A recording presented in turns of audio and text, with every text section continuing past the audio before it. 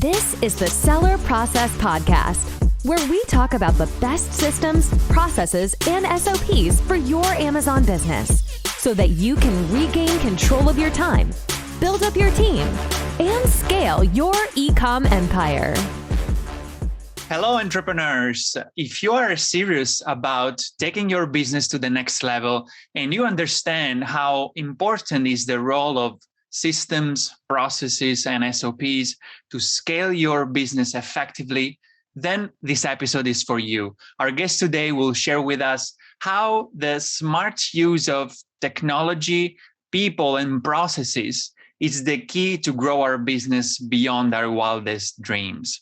I'm talking about Yoni Kozminki. He is currently the co-founder and CEO of Escala and MultiplyMii. He has a background in creative advertising strategy, digital marketing, e-commerce, working with the likes of Mercedes-Benz, MasterCard, Sony, Model Ns, and successfully scaling an Amazon business from 2 to 5 million in just 12 months before it was acquiring.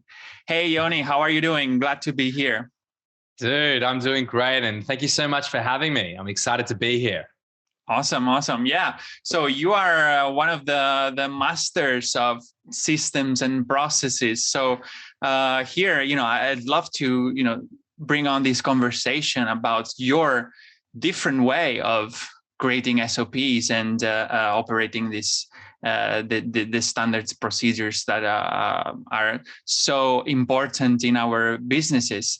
So, I'd like to dive deep, start right away into understanding like how should we create these documents? Like why do we need a better way to document our SOPs? Because I know you are kind of criticizing the simple way. So you have a better way. What people do wrong about SOPs right now?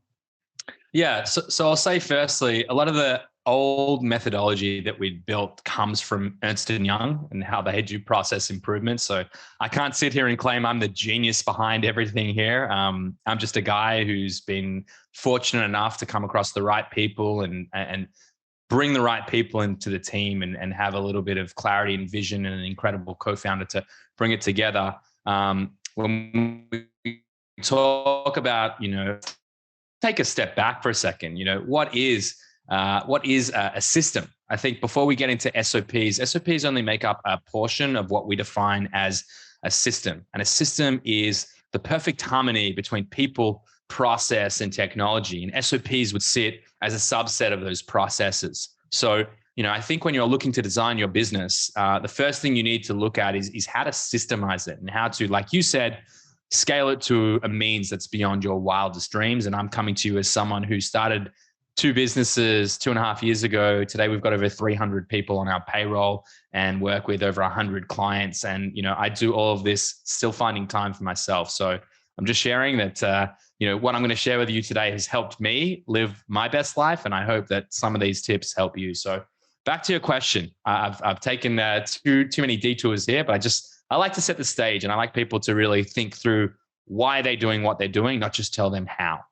So when we look at a system, when we look at doing SOPs, I think some of the fundamentals, some of the things that people do incorrectly is what we say in Escala, and I haven't shared with you the methodology on how we build our 5-tier hierarchy, which we'll talk about in just a moment. But people take what we call a bottom-up approach. So, when you look at a process, when you look to define something, and let's just use this podcast as an example, right? So we've gone back and forth, maybe if once you get a little bit bigger, you'll have a booking agent, they're finding you different guests, and maybe someone will get the transcripts, and on the back of it, there'll be post-production work, and there's all these things that are going on. And so we could sit here and we could say, right, well, what are the steps? So I reach out, I build the list, I find the audience, I go through, and I would tell you that that's just not the best way or the most efficient way, the most correct way to approach it. Because when we look at a system, what we need to understand at any business, be it simple or complex, is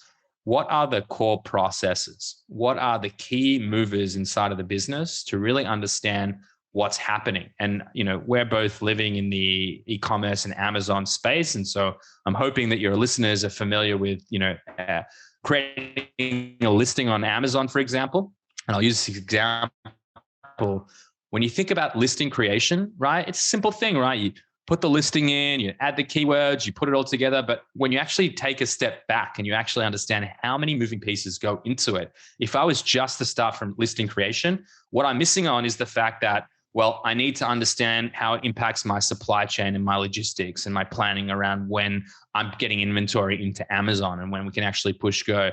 I need to have my keyword specialist understanding what are the keywords that we're actually going to create. And then that needs to go to my copywriter, which is another individual. And by the way, all of a sudden we've got our graphic designer who needs to create. And so I think you're getting the point here is that there are so many moving pieces that happen into listing creation. And without understanding what are the core drivers from inventory and supply chain to product development to customer support and to everything else that goes into it, and brand management, for a simple FBA business, those would be likely your 4 core processes. You can get really lost. So I'd say don't take a bottom-up approach, take a top-down and understand what are the core drivers inside of your business. And I think, if you'll allow me, I'll jump into our sort of hierarchy and it'll make a little bit more sense to the listeners, if that sounds good to you. Yeah, for sure. So actually, what you're saying, it's a great advice. Yeah, most people use a bottom-up approach. So we're basically starting from the wrong point. So let us know, like, what would be, the method that would make most sense, the top-down approach. So I'll come back to some of the mistakes that people make because I've got several more that I'm happy to share with you. But I think if I can highlight what good looks like, everything else will make a little bit more sense. So the way we look at it inside of Escala is we define the core process. So like I was saying before, for an FBA business, product development, a core process, and that's like a separate function. So that's teams inside of your business that are the key drivers of the value of the service that you're trying to create. So once we understand those, and there might be 4 or 5, let's say you have a huge sourcing component out of China and that's core to your business, that might be a separate core process to say just, product development or research, that you might break them up, for example. Now, the next stage is understanding what are the actual sub process or the processes. So you got the core processes, and then level 2 is the processes. So that's a list of the high level processes that each team needs to complete as they're working together end to end to actually fulfill those businesses. So you can almost look at that as more of a decision matrixy or checklist as to sort of what are the things that need to happen inside of that core process so that you can actually achieve the delivery of that core process. So hopefully you guys are following along as I'm explaining at home. The next layer down for us, and this is what we'd call a level 3, is a sub-process. And a sub-process is when it starts to get a lot more detailed. That's when you have individual contributors that will have those decision matrices as to what are each of the different stages in terms of what they're delivering. So let's take, for example, product development again, or product discovery. Inside of that core process of product research and development, inside of new product development, that's the process. And then the sub-process might be create or receive a new product idea. So inside of that, I define the product researcher will have, 4 or 5 different stages. And inside of that, they'll have to complete each of those tasks. So now we're starting to get a framework of what's actually happening in the business at a sort of top-down approach to a high level. But where it starts to get really interesting, or where sort of the real meat is inside of these processes, is where we start to go to layers 4 and 5. So layer 4 is what we call the activities. And those are things, again, inside of product research and development, when we're talking about new product discovery and creating or receiving new product idea, that's things like collecting new product ideas using Helium 10's black box, or creating a new task in ClickUp when we've got a new product idea, or adding product details into the research sheet. So these are all the actual activities that need to happen in order for us to achieve the sub-process that sits inside of the process that sits inside of the core process. And then the last stage is level 5, and that's what you pick actual instructions. So that's how to actually find products in Helium 10's black box, how to actually fill out that research sheet. And so the way we design it is The first 3 layers are sort of visual cues where you can see sort of boxes around. And then once you get to layers 4 and 5, that's really like instructions of this individual delivers this as step 1.1.2. And from Helium 10's black box, we input the data into the worksheet, we do a sort, we review it, we deliver the end product. So again, it's sometimes a little hard to conceptualize, but fortunately for you guys, we're going to share on the back of this, and you guys will be able to follow along visually. Is that making sense? Sure. For sure. Yeah. So basically, just as a reminder for everyone, as every episode, we share some complementary materials that which you guys can download in our website. Just find this episode at thesellerprocess.com, and you will be able to download the process hierarchy that we're talking about. But I'd like, first to give a short recap so that everybody's clear. So we're basically dividing this into 5 levels. So that's the hierarchy. We use a top-down method to basically document our processes. So at the top, there is the core function. So for example, research and development, that's the macro area. Then at the second level, there is the process, which is, for example, product development. So it's one sub-level of our core function. And then there is the task, basically, or the process itself, which is, for example, generating product ideas in this case, if we keep everything in the product development space. Then we go one step further, which is the subtasks or the activities, which is basically just the steps, each step of the process.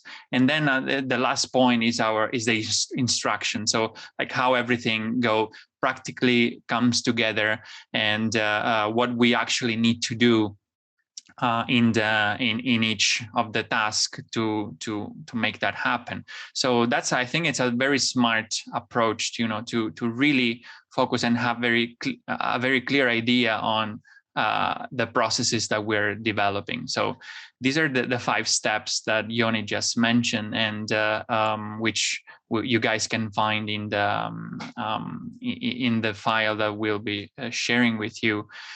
So Yoni, now I'd like to go a little bit deeper into this. Like I think we understood like what are the core functions and the macro level. Like so we are at a high level. We understand what is the main things that we need to work on. So then now, like going into the process and sub-process, like I'd like you to explain people how they can actually implement that practically. Like how does it look like? It's a diagram. It's how do you suggest it to make it? It's a video, a flow chart, or let's give some more practical advice to people listening.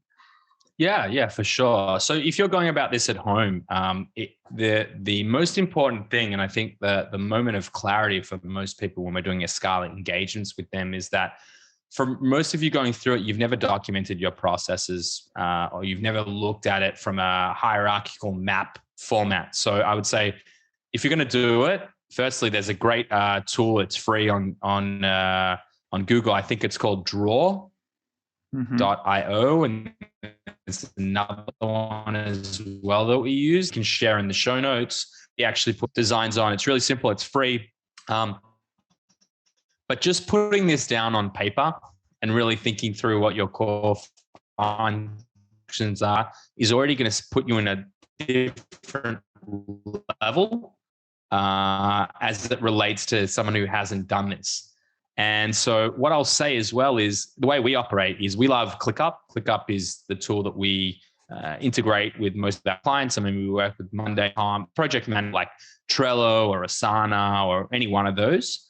And now what we love so much about ClickUp is that when we're documenting out these processes, what we'll do is we'll build a wiki page. So when you build the activities and the working instructions, all this information on how time that you actually create a new product, for example, you want to do product research, you create the entire workflow. So you have all the different stages. So let's say I'm exploring a new product that I want to deliver, and I've built the process flow of what needs to happen inside of ClickUp.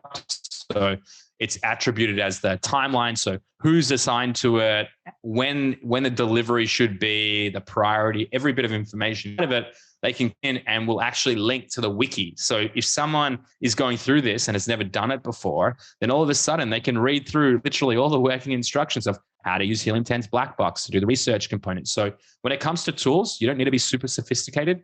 A solid project management tool like ClickUp that'll probably cost you about $7 a month is all that you need. And on top of that, the free tool draw.io, and there's another one as well that the name is escaping me right now. It really, again, it's more going to be the time investment in how you actually build this out. And you can also just do this on a piece of paper, super sophisticated. I'm talking specifically about sort of 1 through 4 when we're talking about drawing boxes around the different stages. That's it. It'll also be a lot more clear once we share, once you download the sheet, you'll see a little bit more as to what we're talking about here. So I would say those are some practical tips. I'd say it's about progress, not perfection. So don't look at the stuff that we're doing and say, oh, no, I'm not there. Like you're just trying to move the needle. You're just trying to get that 1% better each day. And so don't expect perfection. Just start getting things out into the world, because it's like anything. Once you put it down on paper and you can visualize it, all of a sudden you get clarity to a degree that you probably you couldn't have imagined before you'd gone ahead and done it. Yeah, for sure. I'm curious to clarify like where all these documents live in our, let's say, virtual organization. Like, is it all, as you mentioned, in ClickUp, or ClickUp is just for project management and then people refer to external documents sitting in some other folders, like shared folders, for example, or something, or you basically like create everything inside ClickUp?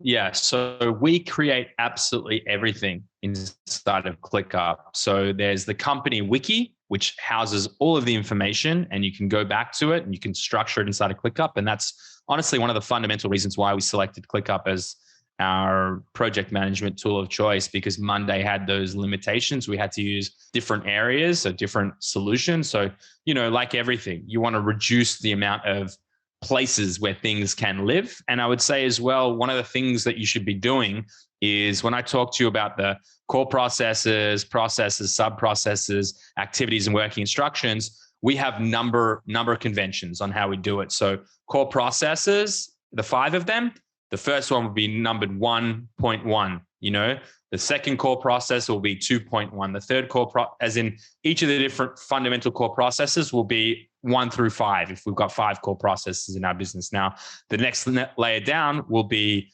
1.1.1. And the next layer down, 1.1.1. And then the next step is 1.1.2 in that 4th layer down. And so the numbering conventions all tie up to the same thing. So if I'm looking visually at the core processes of what's happening, I know straight away that when I'm going to my wiki, I know to look for the exact same numbering convention, because that's going to give me the information as it relates to that box. And so that's how you can more intelligently structure the way in which you can get to the information. Our litmus test, what we deem as success in delivering SOPs, is that any person in the organization, whether they've worked inside of that function or not, as long as they have half a brain and can understand like product research, it should be product research, and that's where you should look, from 3 or 4 of these sub-processes, they should be able to get there within 15 seconds. That's what success is for us, is that you are not sitting there and going around the clock. So let's say, for example, you didn't want to use ClickUp for absolutely everything here. I would just say, let's say you were using Google Drive as well to house all of your information. Make sure that the numbering conventions and the naming conventions relate to the way in which you're building those core processes, so that at least you have uniformity. And if you're going to switch from different devices or different platforms or different tools, you're just able to go seamlessly and say 1.1.2. Okay, that's what it is in Google Drive. Now I know where to go. And I would say for anyone in any business, like, if you're running an agency, for example, have the same numbering, naming conventions. If I've got clients that I'm working with, okay, creative assets, great. I'm going to know that that's creative assets for this client versus that client. I'm going to know where to look. This is where the invoicing is. This is where the media spend goes. All the information should be uniform so that you're able to just simply come back. And that's actually one of the things that I would say is a common mistake that sellers and e-commerce sellers are making, is that they're not actually uniforming where in which they're saving files. Yeah, that makes sense. Absolutely. And, I actually wrote an ebook about systems and processes. So that's one of the points and recommendations, definitely numbering processes in the right way will allow you basically to find them and discuss about them and improve them in a much easier way. But I'm curious about the system you are using through ClickUp, because, for example, in my case, I totally agree with what you're saying, that the less amount of software that we use or tools is the better. But in what I'm wondering about is, isn't it a little bit, say, risky in a way to put everything in a third-party tool instead of having them like sitting in a shared folder where it's kind of, I feel it like more mine, kind of, for example, I have all my systems and processes written down or in videos and stored on a Drive folder, which is obviously it's still Google. It's a third-party software, but still it's like sitting also in my computer. I can back it up whenever I want, and it's kind of my data. What's your take on that? Don't you, let's say, are afraid, for example, like that one day ClickUp might, I don't know, fail and close their doors and you don't have anymore your processes or something like that? Yeah, it's a good question. I would say, ClickUp has raised $400 and something million, and you can, clearly track their revenue growth. And yeah, I'm a huge believer in them as a business. And Zeb, the founder, really impressive dude. So I believe in ClickUp specifically, and even Monday to the same degree. I mean, they're here out of Israel as well, and they're listed on the stock exchange. So I'd find it hard to believe that they're really going anywhere. But what I'd say to you on that point is, when it comes to Google, just be really cautious of, again, depends on what you define as risk too. So let's say you are an 8-figure seller and you've done all of this work for 5 years to get to that point, and you hire someone and all of a sudden they go to a direct competitor and they're able to download every single one of your Google files and then emulate everything that's going on. I mean, that's IP that you've worked on for 5 years. Much harder for them to go ahead and do the same thing in ClickUp. I can just simply turn off access, and there's different levels of access. So I don't think people inside of Google, for example, are really protective, and I'm guilty of it as well. I mean, we have Google Business now where everything's saved in, you can imagine, structured folders where it's inside like the marketing department and the growth department and the finance. People don't have access to different areas that they don't need to have access to. So we've built a process, no surprise to anyone listening in here, around that. But I'd say with any of these things, just build a process that's going to work for you so that you mitigate as much of the risk that you can. Yeah, for sure, makes sense. So I'd like to give people a little bit more context and some bit more tangible ways that they can use this hierarchy that we've been talking about. So we're saying that everything it's inside our project management system, which we are both recommending since a few minutes here. I personally use Asana. You're using ClickUp. Definitely, I mean, I would say people use whatever they feel comfortable with. So basically, all the tasks within our scope of the project are sitting in our project management system. So then once they, like us or somebody in our team, needs to do some of those tasks, what do they do? Like, how does it look like? So we're talking now about the 4th or 5th level, like, so the sub process or the instructions, like how do they look like, and what would be, your best practices to create those 4th and 5th level instructions? Yeah, for sure. So I'm actually just going to read out to you guys what a table of contents look like when we're building SOPs, and you can do this inside of a Word document, like a Google Doc. That's how we document it the first time before we commit it to the company wiki inside of ClickUp. But how you'll always have every core function and every process that you build is literally a screenshot of the high level process map. So that'll be the first thing that they see. So you can see what it's actually connected to, and we'll highlight it in the color of which core process we're looking at. We'll have the process map. So there's a high level process map and then the process map, which is the subsection. And then after that, we give an overview, policies, and a scope. So anyone who's stepping into this specific SOP, like what's expected in new product discovery? What are the policies around it? How big is this scope? We'll put in a glossary of terms. So for anyone who isn't familiar with those specific terminology inside of that function, you want to give them as much information as possible. And the idea always when you think about SOPs is, how do I create redundancies when it comes to investing my time into both training people and getting questions? You as the founder of the business, if you're investing time and listening to this podcast, your time is invaluable. You're spending time listening to this right now. So just think, how do I remove myself? And having a glossary of terms and the tools and the systems that you use inside of it are fundamental. So those are the steps. And then lastly, and this is the bulk of the document that you'll create, is the step-by-step description of every step. So I'm going to take you through one, for example, here. So we have step number. So remember I was talking before, 1.1.1. So the very first step in the working activity, the name of it. So create or receive new product idea, who it's performed by. So in this case, it'll be the product researcher. And if they're not available, who's the backup? The product development manager. And then we have inside of it the step descriptions. So every single description around every step. So point 1, gather new product ideas by creating ideas from scratch, or Helium 10 black box, or ASIN randomizer, or successful competitors, or however it is you're going about it. Receive that product idea from anyone in your team, and then create a new task in ClickUp.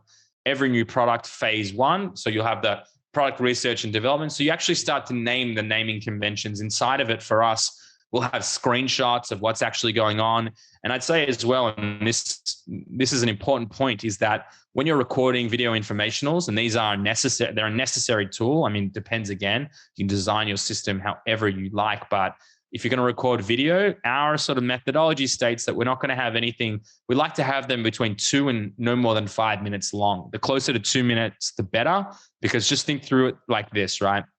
If I'm creating this for someone else, then I don't want them to sit through me talking about it for 2 hours to find the 1 minute that was valuable to get them through it. I've wasted 2 hours of their time. And also, when you think about re-recording, because we all know how quickly e-commerce moves as a space, and particularly policies inside of Amazon, whatever you built 2 years ago is probably irrelevant today. And that's why one of the mistakes people make is they get access to a tool that's an SOP library where you can buy 1,000 made SOPs, but most of them will be irrelevant to you. And on top of that, they're not going to work for the system that you're designing. So having short videos both enables you to create them again really quickly. And when things change in the process, the more granular you can be, the more easy it's going to be for you to actually rectify any changes to the system. And again, we all know how frequently these things happen. I'm literally 5 years out of being an Amazon seller, and I am, I feel like if I had to step back into being a seller again, I'd be starting from zero, from naught. The game has passed me by.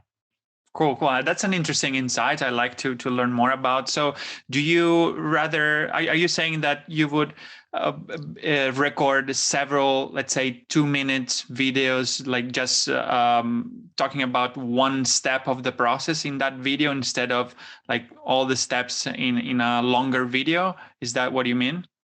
Yeah. So I'm saying break down the steps to the most concise stages that you can. More steps is better than less, because what that means is that if something changes inside of those stages. So if I recorded a video, for example, and if I just simply recorded how I approach keyword research, and I went into Amazon and I used the, Amazon keyword finder, whatever tool inside of it, it showed me all these keywords, and then I took a screenshot of that, or I copied it and downloaded it in Excel, and then I threw it into Cerebro, and then Cerebro gave me all of the different information. And I could probably talk about all of this stuff inside of 5 minutes, right? I could.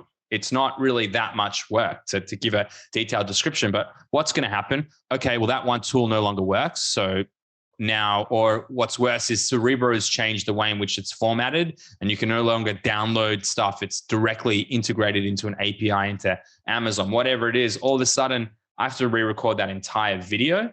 Whereas if I just changed the steps, I could switch out that one thing saying, okay, steps 2 and 4 are now redundant. I'm just going to re-record a bridge step and put it into that SOP and update it so that for future state, I'm not wasting both my time in having to re-record and also having someone to watch something that's now irrelevant. And so you end up sort of losing your hair trying to think, oh shit, I have to update every single thing, and that's a mess and that's a mess. So I hope that's helpful.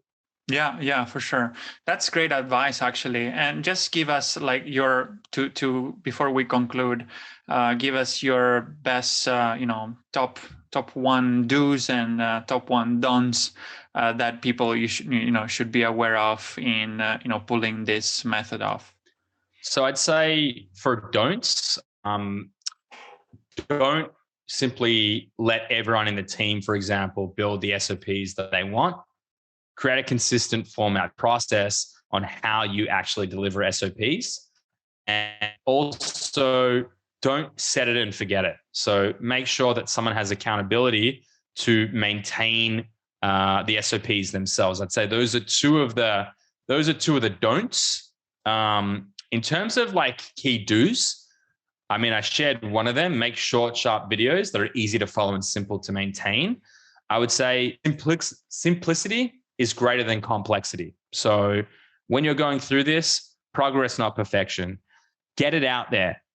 Don't try and build a future state. Like we get a lot of times where people come to us and say, we don't care about what we've done in the past. Don't interview and shadow and review everything that's going on and understand the current state. Like just build our perfect system. Now, the reality is we don't know where you're graded in the system. And so we don't know how far we can actually push. So I'd say focus very heavily on just getting something out there, getting something right, getting something simple that people can actually live up to. Because if you walk away from this recording and you say, okay, I've got not a single process done, I'm going to build a hierarchy, and then on the hierarchy, I'm going to build the ClickUp wiki, and then from the wiki, I'm going to it's too much. Don't try and start from 100%.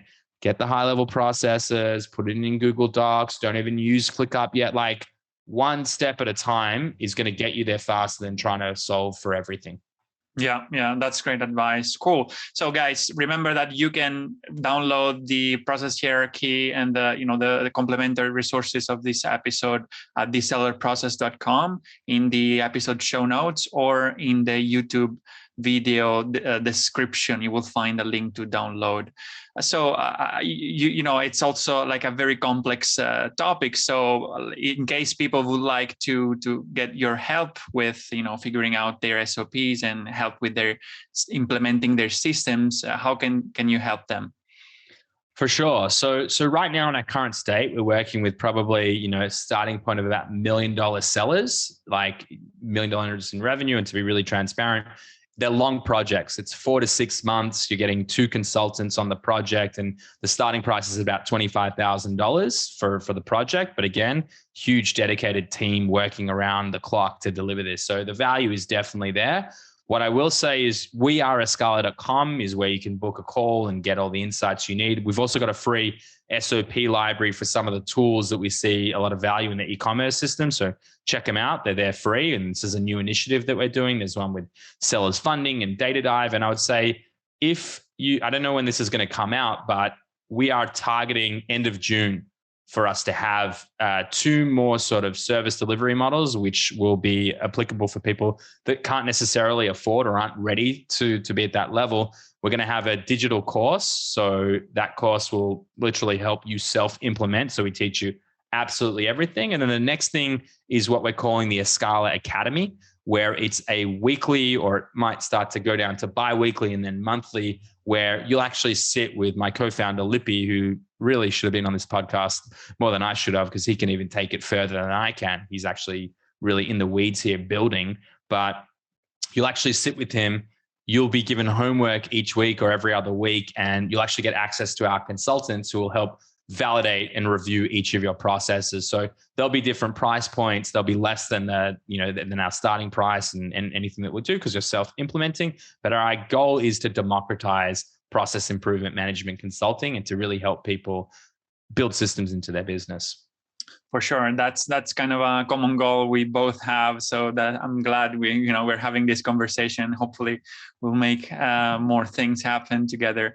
Thank you again for coming, Yoni. It was a real pleasure to have you on the show. Thank you for having me, mate. It's an honor, and yeah, again, complex stuff. You're doing the Lord's work, can I say, helping people systemize their business and getting people who know what they're talking about. It's one of the least appreciated, most undervalued things that can be done, because unlike something like PPC management, for example, where you see the dollars in and dollars out, what you don't realize when you talk about building processes is what life can look like if you simply invest in the long-term vision of what you're trying to create. So I want to thank you on behalf of all of your listeners for what you're doing. Absolutely. Yeah, I totally agree. And thank you very much again. So guys, remember, the key to success is to emulate the best. So take action on the tips that Yoni just shared, and reach out to him in case you would like his help, and just simply go download the resources to start building up those systems and processes in your business. I hope to see you in the next episode. Thank you. Hey entrepreneurs, I hope you enjoyed the episode and learned something from the interview. If you're serious about creating systems for your business, automating processes and building up your team so that you can transfer the tedious daily tasks in order to focus on more high-level strategic tasks and work on your business and not in your business, I've created a guide for Amazon sellers named Capturing Systems and Creating SOPs.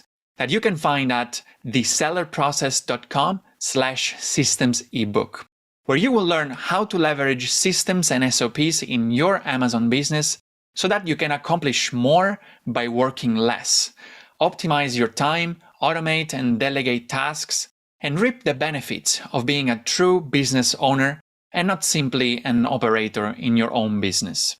Go download the ebook at thesellerprocess.com/systems ebook and start implementing all the tips and insights that I share with you. And leave us a review or a comment to let us know how the content we are sharing here is making an impact in your business. And have a productive week.